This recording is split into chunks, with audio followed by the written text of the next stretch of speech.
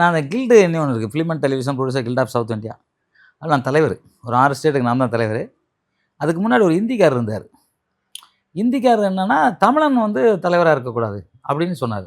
அப்போ அந்த ஸ்டாஃப்ஸ் எல்லாம் வந்து, சார் வந்து அவர் வந்து தலைவர், உங்களுக்கு எதுவுமே தண்ணி கேட்டால் கூட கொடுக்கக்கூடாதுன்ட்டாங்க, உள்ளே உட்காரக்கூடாது அப்படின்ட்டாங்க. எதுக்கு உள்ளே உட்காரக்கூடாதான் அப்படின்னேன். இல்லை நீங்கள் தமிழரா? ஓ தமிழனா உட்காரக்கூடாதா? உட்காருவேன். எவன் கேட்குறான், கதவை திறங்க அப்படின்னேன். இல்லை சார் நான் செயலாளர் சாவி கொடுங்க அப்படின்ட்டேன். ஏன்னா தலைவரோட 100 மடங்கு அதிகம், அதை விட 50 மடங்கு அதிக ஓட்டு வாங்கி ஜெயிச்சிருக்கேன். அப்போ அவரோட எனக்கு தான் செல்வாக்கு, நீங்கள் எடுங்க முதல்ல சாவின்னு சொல்லி சாவி எடுத்து திறந்து உள்ளே உட்காந்தேன். அவர் நல்ல சில்லறை பார்ட்டி, 15,000 கோடி அதிபதி. எனக்கு ஒரு போலீஸ் சொன்னாங்க, நான் ஏன் சார் வெளியே போகணுன்னேன். இல்லை நீங்கள் வந்து தலைவர் உங்கள் மேலே கம்ப்ளைண்ட் கொடுத்துருக்காரு. எவர் கொடுத்தானா சார்? நான் செக்ரட்டரி, நான்லாம் போக முடியாது அப்படின்னு சொல்கிறேன். சொல்லும்போது கொஞ்சம் எனக்கு அவருக்கும் வாக்குவாதம் வருது. நான் அப்போ ஜெயலலிதா அம்மா சிஎம்.